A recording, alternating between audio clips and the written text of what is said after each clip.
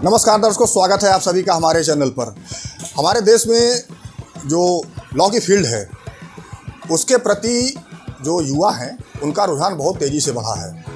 लेकिन एक समस्या ये खड़ी होती है कि जो लॉ कॉलेजेस हैं वो देश में हैं तो बहुत सारे, लेकिन बहुत से ऐसे लॉ कॉलेज ऐसे भी हैं जिनके पास ज़रूरी इंफ्रास्ट्रक्चर्स है ही नहीं। अब इन सब चीज़ों को देखते हुए भाई कॉलेज तो खुलते चले जा रहे हैं, लेकिन बार काउंसिल ऑफ इंडिया ने जो कुछ गाइडलाइंस कॉलेजेस के लिए जारी किए हैं उसको भी फॉलो करना चाहिए। लेकिन बहुत से कॉलेज हैं जो कि अभी भी उस गाइडलाइन को फॉलो नहीं कर रहे हैं। अब दूसरी चीज़ ये है कि जो हमारे जुडिशियल ऑफिसर्स हैं, जो जुडिशरी एग्ज़ाम देकर जुडिशियल ऑफिसर बनते हैं, क्या उनके लिए 2 साल की वकालत की प्रैक्टिस होनी चाहिए या नहीं होनी चाहिए। तो इन्हीं सब चीज़ों को लेकर एक पिटीशन ऑनरेबल सुप्रीम कोर्ट के समक्ष पड़ी हुई है, जिसमें ऑनरेबल सुप्रीम कोर्ट सुनवाई कर रही है।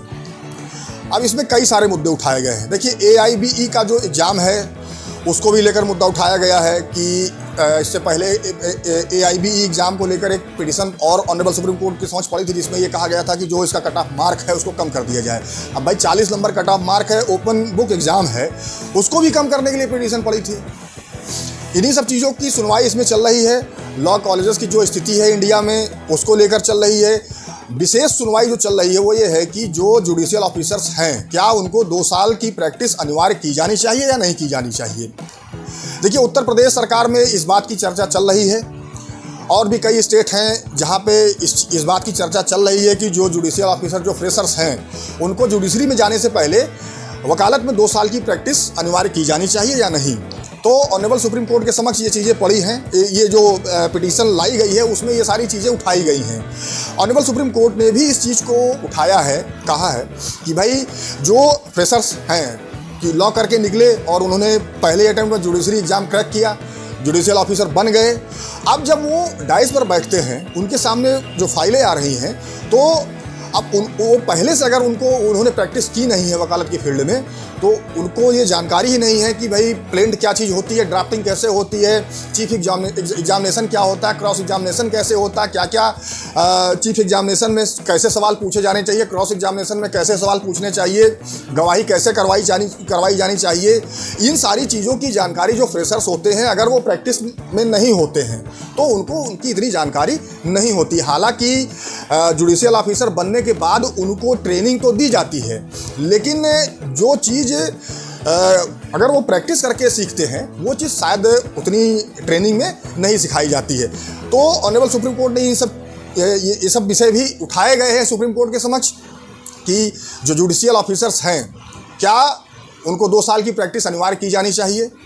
अब मान लीजिए कि जो वकालत करके जा रहे हैं जुडिशरी में, तो उनको इतना ज्ञान होता है कि वो हर एक चीज़ को समझ सकते हैं, वो ज़्यादा सही तरीके से मुकदमों को हैंडल कर सकते हैं। अब जैसे नए जुडिशियल ऑफिसर्स अगर वो बिना प्रैक्टिस के जुडिशरी में चले जाते हैं तो उनको अगर सारी चीज़ों का ज्ञान नहीं होता तो ऐसे में मुकदमे भी लंबित होने लगते हैं कि भाई अगर उनको जानकारी नहीं है कि जजमेंट में क्या क्या चीज़ें होनी, जजमेंट कैसे दिया जाना चाहिए, फाइनल आर्गूमेंट क्या चीज़ होता है, कैसे किया जाना चाहिए, उसमें फाइनल आर्गूमेंट सुनने के बाद जजमेंट को कैसे ड्राफ्ट किया जाना चाहिए, इन सारी चीज़ों की जानकारी बेहद आवश्यक है। मिसलीनियस एप्लीकेशंस बहुत सारी ऐसी हैं जो न्यायालय के समक्ष रोज़ आती हैं। अब उन एप्लीकेशंस को कैसे डिसाइड करना है, किस एप्लीकेशन में क्या ऑर्डर करना है, इन सारी चीज़ों की जानकारी अगर पहले से किसी ऑफिसर्स को होगी तो शायद जो मुकदमे हैं उसका निस्तारण तेज़ी से होगा। लेकिन अगर जानकारी नहीं होगी तो कहीं ना कहीं बहुत सारी समस्याएं उत्पन्न होगी एक जुडिशियल ऑफिसर के सामने, अगर वो LLB करने के तुरंत बाद ही वो जुडिशरी में चला गया है। तो ये सारी समस्याएं उठाई गई है ऑनरेबल सुप्रीम कोर्ट के समक्ष।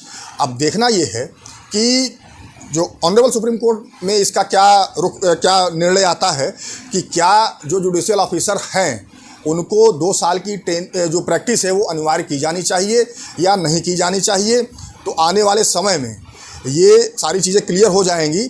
हालांकि बहुत से ऐसे, अगर मान लीजिए कि 2 साल की प्रैक्टिस को अनिवार्य कर दिया जाता है तो शायद बहुत से ऐसे स्टूडेंट हैं मान लीजिए जिनकी एज निकल रही है या जिनका लास्ट अटेम्प्ट है, तो थोड़ा सा उनके लिए समस्याएं होंगी।